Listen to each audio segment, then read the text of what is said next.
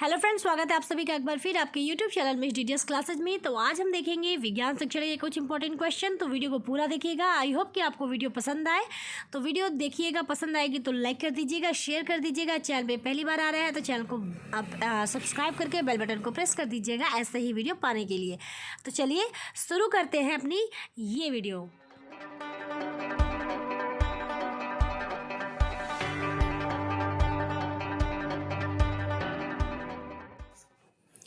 तो यहाँ पे जो क्वेश्चन है जो कि विज्ञान शिक्षण में आपके प्रीवियस ईयर में पूछे हैं MGKVP में, वो है विज्ञान शिक्षण में योजना विधि से आप क्या समझते हैं, इसके गुण दोषों की विवेचना कीजिए। और ये क्वेश्चन आपके MGKVP 2018 में लॉन्ग में पूछा है। और दूसरा जो है मैंने क्वेश्चन रखा है इसमें अथवा करके, वो है प्रोजेक्ट विधि को विज्ञान विषय के संदर्भ में एक उपयुक्त शीर्षक के आधार पर विस्तार से विवेचित कीजिए। यानी पहले तो आपको मैंने इसमें देखिए 3 क्वेश्चन को कंबाइन किया है। एक योजना विधि क्या है, उसके गुण दोष क्या है, साथ ही साथ मैंने उसमें क्रिया विधि क्या है योजना विधि की, मैंने ये भी इंक्लूड की है ताकि आपको अलग से ना पढ़ना पड़े। इसके अलावा एक उदाहरण के माध्यम से आपको विज्ञान शिक्षण के लिए जो है एक उदाहरण बताना है कि किस तरह से योजना जो है पूरी तरह हम बनाएंगे किसी विज्ञान शिक्षण के टॉपिक से। तो ये पूरा मैंने कंबाइन करके लिखा है। तो वीडियो को चलिए शुरू कर लेते हैं। तो आप यहाँ पे मैं एक चीज़ और बता दूँ कि इसमें जो योजना विधि के बारे में है और योजना विधि के जो गुण दोष है वो आप हर जगह यूज कर सकते हैं। ऐसा नहीं कि स्पेशली ये विज्ञान शिक्षण के लिए, उदाहरण जो है वो स्पेशली विज्ञान शिक्षण के लिए है। ठीक है, तो इसमें कंफ्यूज आप लोग मत होइएगा। जैसे मैंने कहा कि ये जो योजना विधि है वो आप हर जगह, यानी किसी भी अगर शिक्षण में है, विज्ञान शिक्षण जो है, गणित शिक्षण, भूगोल शिक्षण, हिंदी शिक्षण, सब में योजना विधि जो है वो यही रहेगी, गुण दोष भी यही रहेंगे।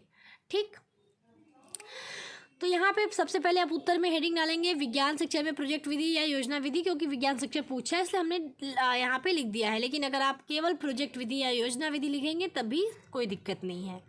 अब हम थोड़ा सा बताएंगे प्रोजेक्ट विधि क्या है, किसने लाया है, सब कुछ।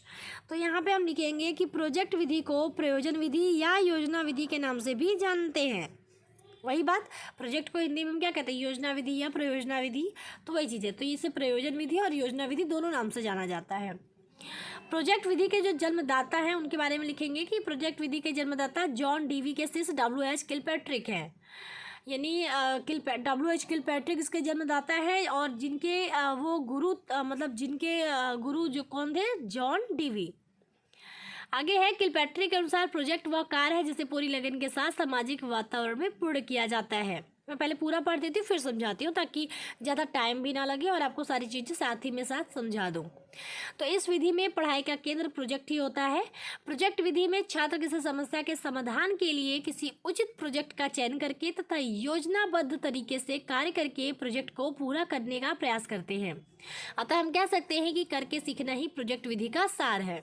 अब देखिए, प्रोजेक्ट विधि में सबसे बड़ी बात कि प्रोजेक्ट विधि जो जब हम बात करते हैं इसकी, तो इसमें जो मुख्य केंद्र होता है पढ़ाई का वो क्या होता है, कोई प्रोजेक्ट होता है, क्योंकि हम प्रोजेक्ट के माध्यम से ही सब कुछ सीखते हैं। इसमें क्या होता है कि जो है छात्र प्रोजेक्ट विधि में क्या करता है कि छात्र कोई भी समस्या है उसके समाधान के लिए क्या करता है कि हम इस टॉपिक पे हम जो है रिजल्ट निकालना चाहते हैं तो किसी प्रोजेक्ट का वो चयन कर लेता है। उसके लिए जैसे भी कार्य करना होता है कार्य करता है और उसको जो है जो भी उसमें चीज़ें उसे सीखने को मिलती है साथ ही साथ वो सीखता है। तो इसीलिए इसे करके सीखना कहते हैं। ठीक है, करके सीखना इसमें मेन भूमिका निभाता है, इसीलिए प्रोजेक्ट विधि में करके सीखना काफ़ी इंपॉर्टेंट चीज़ है। आगे है प्रोजेक्ट विधि की कार्यविधि या प्रक्रिया। अगर आपसे शॉर्ट में भी पूछ देता है कि प्रोजेक्ट विधि की प्रक्रिया के बारे में बताइए तब भी आप यहाँ से लिख सकते हैं। तो प्रोजेक्ट प्रणाली को पूरा करने के लिए निम्न पदों का प्रयोग किया जाता है। यानी जो आपका प्रोजेक्ट प्रणाली है, यानी जो आपका योजना विधि है, वो 6 स्टेप से होकर गुजरता है। जो आप प्रोजेक्ट लेके उसकी फिर किसी प्रोजेक्ट का चयन करते हैं। प्रोजेक्ट जो है वो कोई भी समस्या हो सकती है, यानी किसी समस्या को आप चयन कर लिए, फिर उसके समाधान की बात करते हैं तो आप उसके लिए लगे रहते हैं, उसको अपनी जो है अपना जो योजनाबद्ध तरीके से कार्य करते हैं समाधान को निकालने के लिए। तो आप एक जो है फाइनल रिजल्ट पे बढ़ते हैं। तो जो कार्य विधि है किसी प्रोजेक्ट का वो किन किन स्टेप से होकर गुजरता है तो वो है लिखेंगे। तो इसके अंतर्गत लिखेंगे कि प्रोजेक्ट प्रणाली को पूरा करने के लिए निम्न पदों का प्रयोग किया जाता है। पहला है परिस्थिति उत्पन्न करना, दूसरा योजना चुनना, तीसरा कार्यक्रम बनाना, चौथा कार्यक्रम क्रियान्वित करना, पांचवा कार्य का निर्णय या मूल्यांकन, छठा कार्य का लेखा। तो पहले में क्या होता है कि उसके छात्र के सामने परिस्थिति रखी जाती है ताकि जो है वो चुन सके योजनाओं को। दूसरे में वो खुद योजना चुनता है।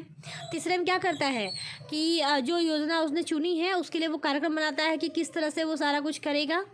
फिर चौथे में वो जो कार्यक्रम वो बनाता है उसे वो क्या करता है, अप्लाई करता है, क्रियान्वित करता है। नहीं उसे फॉलो जो क्रिया बनाया है कि ये करेंगे वो सबको वो चीज़ किया जाता है। पाँचवें में हो जाएगा कार्य का निर्णय या मूल्यांकन की कार्य कहाँ तक सक्सेसफुल रहा है, उसमें कमियां हैं कि नहीं है, सब कुछ ये देखा जाता है। और छठे में सब कुछ का विवरण जो भी उसने किया है सब कुछ का लेखा जोखा वो नोट करता है। तो हम एक एक करके सबको समझ लेते हैं। तो हम पहला देख लेते हैं। पहला है परिस्थिति उत्पन्न करना। तो इस विधि में छात्र को स्वयं प्रोजेक्ट चुनने के अवसर प्रदान किए जाते हैं। अतः अध्यापक इस प्रकार की परिस्थिति उत्पन्न करता है जिससे कि छात्रों को उचित प्रोजेक्ट चुनने में रुचि उत्पन्न हो सके। यानी इसमें जो मेन भूमिका है वो अध्यापक की है कि अध्यापक क्या है, इस तरह का माहौल बनाए या इस तरह की परिस्थिति उत्पन्न करे कि छात्र जो है अपनी रुचि के अनुसार जो है प्रोजेक्ट चुनने के लिए प्रेरित हों। यानी एक इसमें क्या होता है, एक परिस्थिति बनाई जाती है छात्र जिससे कि छात्र को अवसर मिले प्रोजेक्ट चुनने का। ठीक है। अब दूसरे में आता है कि योजना चुनना। तो छात्र स्वयं प्रोजेक्ट का चुनाव करते हैं, शिक्षक मार्गदर्शक का कार्य करता है। यानी अब परिस्थिति उत्पन्न हो गई, यानी छात्र को रुचि तो आ गई कि हम भी करेंगे। अब क्या होता है, रुचि उत्पन्न हो गई तो छात्र भी चाहेगा कि हम तो वो चीज़ करें। तो अब छात्र क्या करेगा, किसी प्रोजेक्ट को चुनेगा जिसमें भी, यानी जिस प्रोजेक्ट में भी उसकी रुचि हो। इसके लिए वो अध्यापक की सहायता ले सकता है कि क्या सही है क्या नहीं। और अध्यापक जो है कहीं ना कहीं मार्गदर्शक का कार्य करता है, वो गाइड करता है बच्चों को आप ये कर सकते हो, आप ये कर सकते हो। तो इस तरह से छात्र जो है प्रोजेक्ट को चुन लेगा। तो यहाँ पे योजना हमारी जो है वो चुन ली गई, हमारा प्रोजेक्ट चुन लिया गया। अब हम थर्ड स्टेप पे बढ़ेंगे जो कि है कार्यक्रम बनाना। तो इसमें लिखेंगे कार्यक्रम बनाना करके कि इस सोपान में छात्र कार्यक्रम का निर्माण करते हैं। अध्यापक छात्रों को कार्यक्रम निर्माण के लिए वाद विवाद के अवसर प्रदान करता है। आवश्यकता अनुसार वह छात्रों का पथ प्रदर्शन भी करता है। यानी इसमें क्या है कि इसमें जो है छात्र मिलके आपस में वाद विवाद करके यानी एक दूसरे से डिस्कस करके जो है कार्यक्रम बनाते हैं कि इस तरह से किया जाएगा, मैं इस तरह से करूँगा, मैं ये वाला कार्य करूँगा, मैं वो वाला कार्य करूँगा। यानी डिस्कस करते हैं और अध्यापक क्या करता है, वाद विवाद के लिए बच्चों को अवसर देता है कि बच्चे आपस में मिलकर डिसाइड कर सके कार्यक्रम को। तो यानी यहाँ पे अध्यापक का जो रोल है वो कहीं ना कहीं पथ प्रदर्शन का रोल है कि वो गाइड करता है बच्चों को कि आप लोग मिलके इस तरह से कर सकते हैं। बच्चे अपना खुद डिसाइड करेंगे कि मैं ये काम करूँगा, मैं ये कार्य करूँगा। तो ये वाला मतलब होता है। इस तरह से वो कार्यक्रम बना लेते हैं कि जो उन्होंने योजना चुनी है उसके लिए कौन क्या क्या कार्य करेगा। तो ये कार्यक्रम बनाना हो गया। अब आता है कार्यक्रम क्रियान्वित करना। तो इसमें लिखेंगे कि इस पद में छात्र स्वयं कार्य करते हैं। छात्र क्रिया द्वारा सीखता है तथा अनेक विषयों के संबंध में ज्ञान ग्रहण करता जाता है। अध्यापक छात्रों का केवल मार्गदर्शन करता है तथा स्वयं प्रोजेक्ट में कोई कार्य नहीं करता। यानी जो कार्यक्रम बनाई गई है, जो बच्चों ने आपस में मिलकर वाद विवाद यानी डिस्कस करके अपने अपने को दिया है कि मैं ये करूँगा, मैं वो करूँगा।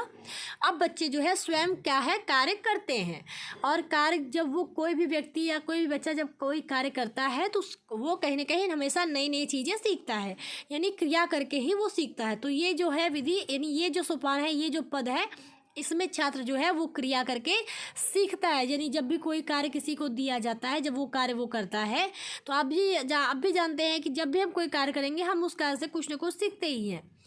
और वही चीज़ यहाँ पे बताया गया है कि इसमें जो अध्यापक का रोल होता है वो मार्गदर्शक का होता है कि वो क्या करता है, छात्रों का मार्गदर्शन करता है कि ठीक है आप लोग अच्छा कर रहे हैं, सही कर रहे हैं, यहाँ पे इस तरह से कर सकते हैं। और लेकिन अध्यापक जो है खुद कोई कार्य नहीं करता, यानी अध्यापक का इसमें कोई भूमिका नहीं है कार्य करने से रिलेटेड। इसमें जो है छात्र ही सर्वोसर्वा है, वही कार्य करता है, वही अपने कार्य के द्वारा खुद से ही सीखता है। अब हमारा आता है पांचवा कार्य का निर्णय या मूल्यांकन। तो इसमें लिखेंगे कि इस पद में अध्यापक और छात्र परस्पर मिलकर निर्णय करते हैं कि उन्हें प्रोजेक्ट पूरा करने में कहाँ तक सफलता मिली है। इस मूल्यांकन में छात्रों को आत्मालोचना का शिक्षण प्राप्त होता है। वे स्वयं निरीक्षण परीक्षण द्वारा देखते और समझते हैं कि उनसे कहाँ भूल हुई है। यानी इसमें क्या है कि अब मूल्यांकन होता है, जो उन्होंने प्रोजेक्ट के लिए अपना कार्य दिया है, कार्य किया है, वो उसके लिए छात्र अध्यापक मिलकर निर्णय करते हैं कि प्रोजेक्ट जो है वो कितना सही हुआ, कितना नहीं सही हुआ, उसमें क्या कमियाँ रह गई। और छात्र भी इसमें खुद आलोचना करते हैं कि मैंने यहाँ पे और अच्छा किया होता तो ये और अच्छा हो सकता था। तो स्वयं निरीक्षण परीक्षण द्वारा देखते हैं कि क्या चीज़ कैसे हुई और कहाँ पे उनसे गलती हुई। तो इसमें मूल्यांकन होता है, जो भी उन्होंने कार्य किया है उसके हिसाब से वो लोग अपना खुद मूल्यांकन करते हैं। अब आता है छठा, कार्य का लेखा। तो इसमें लेखा जोखा रखने की बात होती है। तो इसमें सिंपल लिखेंगे कि प्रत्येक छात्र के पास विवरण पुस्तिका रहती है, जिससे कि वे छात्र कार्य का लेखा दर्ज करते हैं। इसमें अध्यापक देखता है कि छात्र ने निर्धारित कार्य को पूरा किया है या नहीं। अंत में कार्य का मूल्यांकन दर्ज किया जाता है। यानी जो भी चीज़ें उसने अभी तक की हैं कि कौन क्या कार्य करेगा, किस तरह से कार्य किया गया है, कहाँ पे क्या कमियां रह गई हैं और कार्य को पूरा करने में कितना जो है सफलता मिली है, कितनी असफलता मिली है, कहाँ पे कितनी भूल चूक हुई है, सब कार्य का लेखा जोखा जो है वो अंत में एक विवरण पुस्तिका होती है प्रत्येक छात्र के पास। वो अपने अपने कार्य का विवरण उस कार्य जो है विवरण पुस्तिका में लिखता है। यानी पूरे कार्य का लेखा जोखा वो दर्ज करता है। और अंत में कार्य का मूल्यांकन भी दर्ज किया जाता है कि कहाँ तक सफल हुआ वो कार्य। तो पूरा तरह इसमें क्या है कि इसमें पूरे कार्य का प्रत्येक छात्र अपने पूरे कार्य का विवरण लेखा जोखा जो है कहीं ना कहीं रखता है। तो ये 6 स्टेप से आपको ये जो है आपका योजना विधि का पूरा जो है कार्यविधि कंप्लीट होती है। अब हमसे क्वेश्चन पूछा था प्रोजेक्ट विधि के गुण और प्रोजेक्ट विधि के दोष, या प्रोजेक्ट विधि की विशेषताएं, या प्रोजेक्ट विधि की सीमाएं या कमियां। ठीक है, तो अब हम पहले देखेंगे प्रोजेक्ट विधि के गुण या विशेषताएं। तो इसमें लिखेंगे प्रोजेक्ट विधि में निम्नलिखित गुण या विशेषताएं मिलती हैं। पहला है जीवन से संबंधित। तो प्रोजेक्ट विधि में पुस्तकीय शिक्षा की अवहेलना करके छात्रों को जीवन की वास्तविकता की शिक्षा दी जाती है। छात्र जीवन की यथार्थ समस्याओं को हल करना सीखते हैं। यानी इसमें पुस्तकीय शिक्षा देखिए कहीं ना कहीं उसमें अवहेलना होती है कि किताबी शिक्षा के बारे में इसमें बच्चों को नहीं दिया जाता। इसमें बच्चे जो है एक ऐसी परिस्थिति उत्पन्न की जाती है कि बच्चे खुद जो मतलब वास्तविक जीवन में कुछ चीज़ें हो रही हैं वो उनके बारे में सोचता है कि जो है हम ये प्रोजेक्ट चुन के अपना जो है इसको पूरा करेंगे। तो कहीं ना कहीं छात्रों को जीवन की वास्तविकता की शिक्षा दी जाती है। इसमें छात्र खुद जो है कहीं ना कहीं चयन करते हैं प्रोजेक्ट का, जो कि उनके आसपास नॉर्मल लाइफ में होता है। कोई किताबी ये नहीं कि किताब से पिक कर लिया कि हम ये चीज़ करेंगे, ऐसा नहीं होता। किताबी शिक्षा नहीं करता, वो एक प्रोजेक्ट चुनता है जो कि वास्तविकता से संबंधित होती है और फिर उनको उसके लिए वो सब कुछ करता है। तो कहीं ना जीवन की यथार्थ समस्याओं को हल करना बच्चे प्रोजेक्ट विधि के माध्यम से सीखते हैं। किताबी जो शिक्षा होती है, जो पुस्तकीय शिक्षा होती है, उसकी कहीं ना कहीं अवहेलना होती है। तो पहला यही हो गया कि ये जीवन से संबंधित होता है। तो ये एक अच्छी विशेषता है कि इसमें यथार्थ समस्याओं से जो है जो यथार्थ समस्याएं, जो वास्तविक जीवन से संबंधित समस्याएं हैं, उनको हल करता है बच्चा। तो एक हमारा पॉइंट ये हो गया। दूसरा हमारा है मानसिक विकास में सहायक। तो इस विधि में छात्र स्वयं सोचने, निरीक्षण करने तथा परस्पर वाद विवाद द्वारा किसी समस्या को हल करने का प्रयास करते हैं, अतः उनका मानसिक विकास उचित दिशा में होता है। जैसे मैंने कहा कि आपने क्रियाविधि में यही देखा ना कि बच्चे क्या करते हैं, वाद विवाद से जो है कार्यक्रम बनाते हैं। तो इसमें छात्र स्वयं सोचता है, स्वयं अपने कार्यक्रम देखिए कहीं ना कहीं निरीक्षण या मूल्यांकन भी करता है और वाद विवाद द्वारा किसी समस्या को हल करने का प्रयास भी करता है। जो प्रोजेक्ट वो चुनता है वो वाद विवाद के माध्यम से, यानी आपस में डिस्कस करके ही तो सब कुछ करता है वो बच्चे आपस में सब कुछ मिलके करते हैं। और जब वो किसी कार्य को करते हैं प्रोजेक्ट के लिए, जो वो कार्य चुनते हैं, तो उससे वो सीखते भी हैं। तो खुद से करके सीखने पे क्या होता है कि मानसिक विकास जो है बेहतर होता है। तो हम ये कह सकते हैं कि मानसिक विकास में सहायक भी होता है क्या, आपका योजना विधि। ठीक। तीसरा है रुचिपूर्ण प्रणाली। तो यह प्रणाली रुचिपूर्ण है क्योंकि छात्र समस्या को हल करने में आनंद का अनुभव करते हैं। आप भी देखिए ना, जब बच्चे को खुद से छोड़ दिया जाता है कोई चीज़ करके सीखने के लिए, तो बच्चा उसमें रुचि लेता है।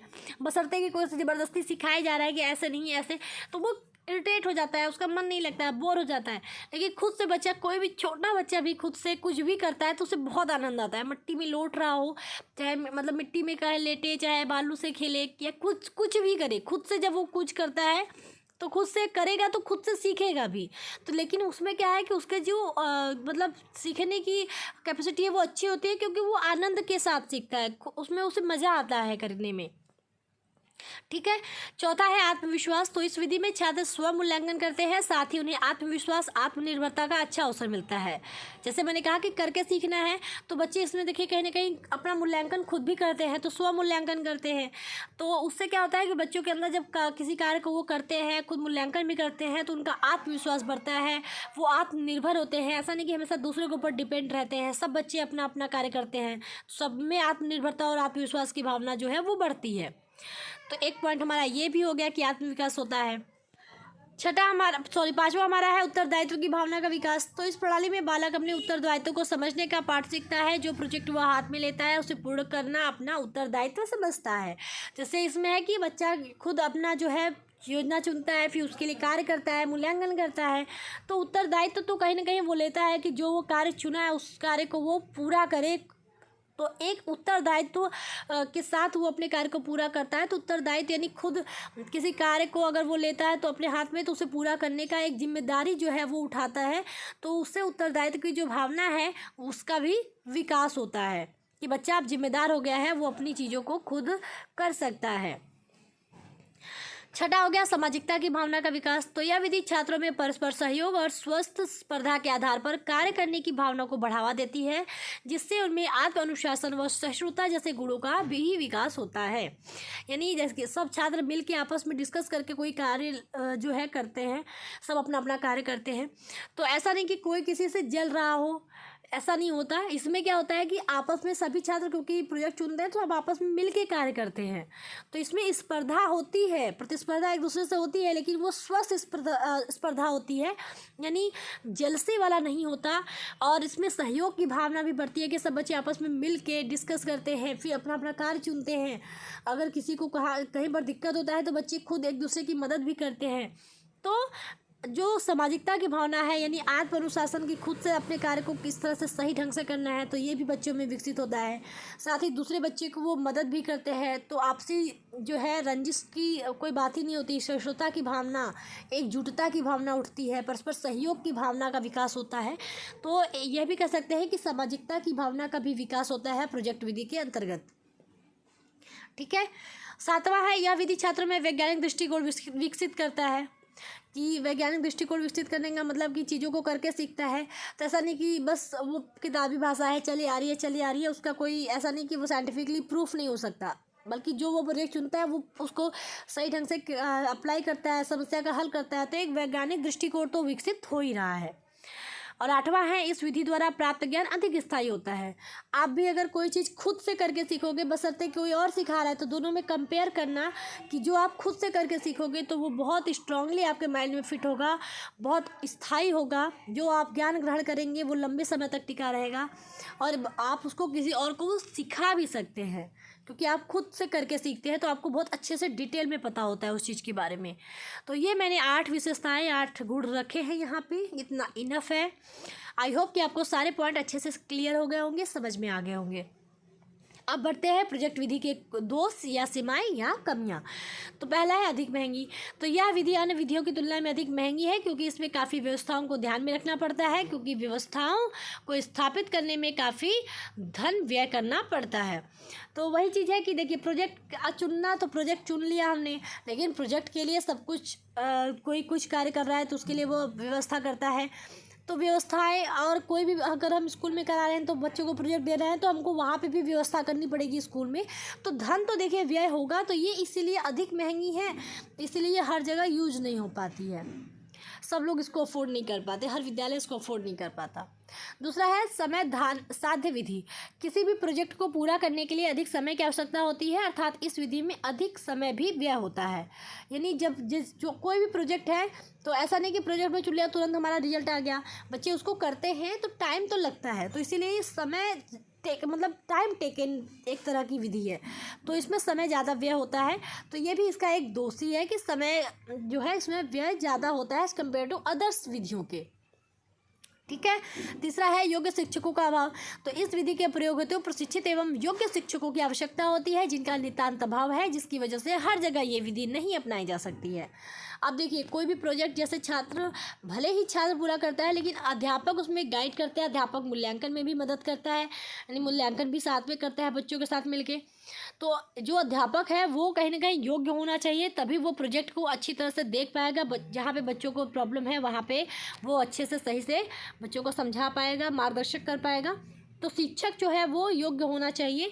तो वही चीज़ यहाँ पे बताई गई है। तो क्योंकि योग्य शिक्षक देखिए हर जगह नहीं हो सकते हैं, हर लोग इसको अफोर्ड नहीं कर सकते हैं, मतलब योग्य शिक्षक को, इसीलिए ये हर जगह अप्लाई नहीं हो सकता है कि हर एक क्षेत्र में, हर एक जगह पे, छोटी छोटी जगहों पे भी ये विधि जो है यूज हो सके, ऐसा नहीं हो पाता है क्योंकि योग्य शिक्षकों का अभाव है। अब बारी आती है हमारे चौथे पॉइंट की, जो है अव्यवस्थित पाठ्य विधि। तो इस विधि के माध्यम से पाठ्यक्रम को एक व्यवस्थित रूप में समाप्त करना कठिन होता है, अर्थात इस विधि द्वारा ज्ञान क्रमबद्ध तरीके से प्राप्त नहीं होता है। यानी देखिए, इसमें जो अगर हमको अब सिलेबस की बात करें तो छात्र अपने अपने इच्छा अनुसार प्रोजेक्ट चुन लेते हैं। तो इसमें जो पाठ्यक्रम है, ऐसा नहीं कि हम पाठ्यक्रम शुरू से शुरू कर रहे हैं तो अंत तक जाएगा, क्योंकि इसमें कहीं से भी कोई टॉपिक बच्चा चूज कर सकता है, कोई भी प्रोजेक्ट चूज कर सकता है। तो क्रमबद्ध तरीके से पाठ्यक्रम को पूरा नहीं किया जा सकता है इस विधि के माध्यम से, और हर एक चीज़ तो आप प्रोजेक्ट के माध्यम से चूज नहीं सकते। ठीक है, तो आपको अन्य विधियों की जरूरत तो पड़ेगी ही, क्योंकि आप हर एक चीज़ को प्रोजेक्ट के माध्यम से नहीं चुन सकते हैं। तो अव्यवस्थित पाठ्यक्रम देखने को मिलता है इस विधि के प्रयोग से। पांचवा है प्रत्येक विद्यालय के लिए उपयुक्त नहीं।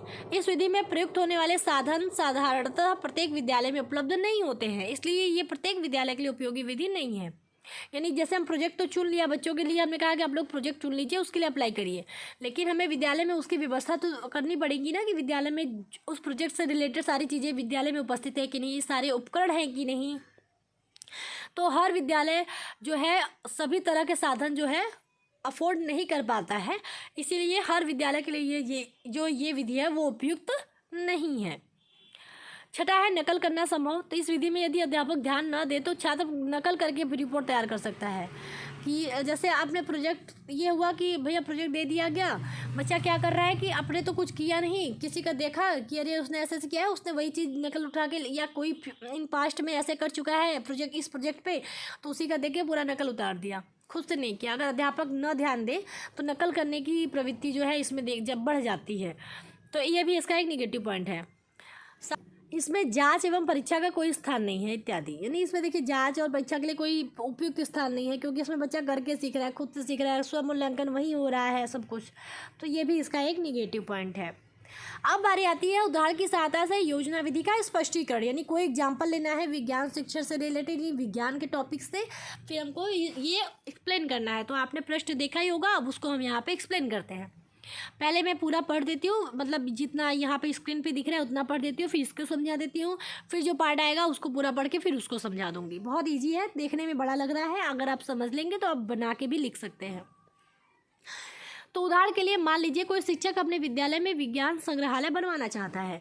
तो ऐसे में वह छात्रों को कोई सीधे आदेश न देकर विज्ञान संग्रहालय की आवश्यकता अनुभव कराने हेतु छात्रों को किसी विज्ञान संग्रहालय के शैक्षिक भ्रमण पर ले जाता है। शैक्षिक भ्रमण के दौरान छात्रों को अनुभव होता है कि उनके विद्यालय में भी विज्ञान संग्रहालय जैसे विज्ञान के नमूने, मॉडल, उपकरण आदि होने चाहिए। विज्ञान संग्रहालय से वापस आने के बाद एक गोष्ठी का आयोजन किया जाता है, जहाँ पर छात्र अपने अपने प्रस्ताव रखते हैं। विद्यालय में कोई विद्युत घंटी लाने की बात कहता है, तो कोई भौतिक तुला बनाकर लाने की बात कहता है। अंत में विचार विमर्श के बाद एक योजना स्वीकार की जाती है कि विद्यालय में छात्रों द्वारा एक विज्ञान संग्रहालय बनाया जाएगा। तो अब इतना मैं आपको समझा देती हूँ। आपने अगर कार्यविधि को अच्छे से समझा होगा तो उसमें पहले क्या होता है, परिस्थिति उत्पन्न की जाती है। तो यहाँ पे अध्यापक अगर चाहता है कि विद्यालय में विज्ञान संग्रहालय बने, तो वो क्या करेगा कि बच्चों को डायरेक्टली कहेगा नहीं कि विज्ञान संग्रहालय वो बनवाना चाहते हैं या उनकी इच्छा है कि विद्यालय में विज्ञान संग्रहालय हो। तो वो क्या करेगा, कुछ ऐसी परिस्थिति उत्पन्न करेगा ताकि बच्चों में खुद रुचि आ सके किसी प्रोजेक्ट को चुनने की। तो वो क्या किया कि क्योंकि प्रोजेक्ट हमारा विज्ञान संग्रहालय को बनाना है, तो वो क्या करेगा कि जाएगा बाहर किसी विज्ञान संग्रहालय में बच्चों को लेके शैक्षिक भ्रमण पे। जब बच्चे वहाँ जाएंगे तो उनको भी लगेगा भाई सब अच्छी बात, देखिए सिंपल सी बात है कि बच्चा देखेगा कि यार यहाँ पे विज्ञान संग्रहालय इतना अच्छा लग रहा है, यहाँ पे कितने कितने विज्ञान की मॉडल है, नमूने हैं, उपकरण है। तो वो क्या करेगा कि जब बच्चे इन सब चीज़ों को देखेगा तो उसके मन में भी आएगा कि हमारे विद्यालय में भी ऐसा होना चाहिए। तो रुचि तो उत्पन्न हो गई। अब रुचि उत्पन्न हो गई तो फिर क्या होता है, अब बात आती है आपके की योजना चुनने की। तो उसके लिए क्या करता है, पहले अध्यापक जब बच्चे शैक्षिक भ्रमण पर से वापस आते हैं तो वो एक जो है गोष्ठी, यानी एक वो होता है, मतलब गोष्ठी का मतलब एक तरह से ग्रुप सबको मतलब बैठाता है, वाद विवाद करवाते हैं ताकि सब लोग अपना, तो उस तरह से एक आयोजन किया जाता है गोष्ठी का, जहाँ पे छात्र क्या है अपने अपने प्रस्ताव रखते हैं। कोई कहता है कि हम विद्युत घंटी बना के लाएंगे, कोई कहता है मैं तो भौतिक तुला बना के लाऊंगा। तो एक फाइनल एक योजना स्वीकार की जाती है कि विद्यालय में छात्रों द्वारा एक विज्ञान संग्रहालय बनाया जाएगा। अब योजना देखिए चुन गई कि हम विज्ञान संग्रहालय बनाएंगे अपने विद्यालय में, जो छात्रों ने आपस में मिलके की है। तो दो चीज़ें हमारी हो गई, परिस्थिति उत्पन्न करना वाले हमारा स्टेप हो गया, योजना चुनने वाली स्टेप हमारी हो गई। अब कौन सी स्टेप आती है, कार्यक्रम बनाना। तो कार्यक्रम बनाने के लिए तो अब हम आगे चलते हैं, तो उसमें सारा कुछ आपको क्लियर हो जाएगा। जो बाकी के 4 स्टेप बचे, 6 स्टेप थे, 2 स्टेप पूरा हो गया, बाकी के 4 स्टेप भी आगे चलिए देख लेते हैं। तो अब हम आगे लिखेंगे इसमें कि इसके लिए विचार विमर्श करके कार्यक्रम बनाया जाता है। सभी छात्र अपनी अपनी रुचि के अनुसार कार्य हाथ में लेते हैं और उसे उत्साह के साथ पूरा करने में जुट जाते हैं। कोई व्यय का हिसाब रखने, कोई वैज्ञानिक उपकरण लाने, तो कोई मॉडल बनाकर लाने जैसे इत्यादि जिम्मेदारी लेता है। कार्य को सफलतापूर्वक संपादित करने के लिए आवश्यकता पड़ने पर शिक्षक छात्रों को उचित मार्ग परामर्श एवं सहायता भी देता है। समय समय पर शिक्षक व छात्र मिलकर कार्यक्रम का मूल्यांकन करते हैं तथा यह भी देखते हैं कि कार्यक्रम में कहीं कोई कि उद्देश्य की प्राप्ति कहाँ तक हुई है। यदि भी अनुभव करते हैं कि कार्यक्रम में कहीं कोई कमी रह गई है तो आवश्यकता के अनुसार अपने कार्यक्रम में संशोधन भी करते हैं। छात्र अपने कार्य को रजिस्टर में लिखते जाते हैं, प्रोजेक्ट के चयन से लेकर प्रोजेक्ट पूरा होने तक। प्रोजेक्ट पूरा करने में जो कठिनाइयाँ सामने आई, जो कमियाँ उनके कार्यों में रह गई, वह जो भी नवीन ज्ञान इस प्रोजेक्ट के दौरान उन्हें प्राप्त हुआ, उन सब के बारे में छात्र नोट कर लेते हैं। देखिए बाकी के 4 स्टेप इसी में हो गए, मैंने पूरा पढ़ दिया। अब चलिए समझते हैं। तो देखिए वाद विवाद के माध्यम से, अब छात्र क्या है, ये तो योजना चुन लिए थे, अब वो क्या करते हैं आपस में विचार विमर्श करके कार्यक्रम को बनाते हैं कि मैं ये कार्य करूँगा, मैं ये कार्य करूँगा। यानी सभी छात्र अपनी अपनी रुचि और अपनी अपनी योग्यता के अनुसार कार्य को चुनते हैं कि मैं ये वाला कार्य कर दूँगा, मैं ये बना दूँगा। कोई कहता है कि मैं पूरा व्यय का हिसाब रखूँगा कि किस चीज़ में कितना व्यय हुआ। कोई जो कि क्योंकि अधिक महंगी है, इसमें आपको चीज़ें लानी भी पड़ेंगी, हो सकता है बनाने के लिए कुछ उपकरण भी लगे, कुछ चीज़ें भी लगे, तो वो कहता है कि मैं व्यय का हिसाब रखूँगा। कोई कहता है कि मैं वैज्ञानिक उपकरण लाऊंगा, तो कोई कहता है कि मैं कोई मॉडल बनाकर लाऊंगा। ठीक है, यानी सब अपनी अपनी रुचि के अनुसार जिम्मेदारी लेते हैं। तो कार्यक्रम तो बन के तैयार हो गया, सबने अपना अपना अपना कार्यक्रम डिसाइड कर लिया। अब बारी आती है कि अब जैसे अब वो लोग अप्लाई करते हैं। इसमें जो शिक्षा का कार्य होता है वो क्या करता है कि बच्चे जो भी कार्य कर रहे हैं सफलतापूर्वक संपादित हो, इसके लिए जो शिक्षक है वो उनको बच्चों को उचित परामर्श और सहायता भी देता है जहाँ पर उनको आवश्यकता होगी। ठीक है, तो अब वो अपने कार्य को सफलतापूर्वक संपादित करते हैं। अब समय समय पर शिक्षक और छात्र मिलकर अब क्या करते हैं, कार्यक्रम का मूल्यांकन करते हैं। जो कार्यक्रम उन्होंने बना के अब संपादित किया, अप्लाई किया, अब उसको वो मूल्यांकन करते हैं समय समय पर और देखते हैं क्या कि जो उन्होंने कार्य किया उसमें उनको उनके जो उद्देश्य थे कि ये हम ये करेंगे, हम वो करेंगे, उसमें उनको कहाँ कहाँ तक कितनी सफलता मिली है।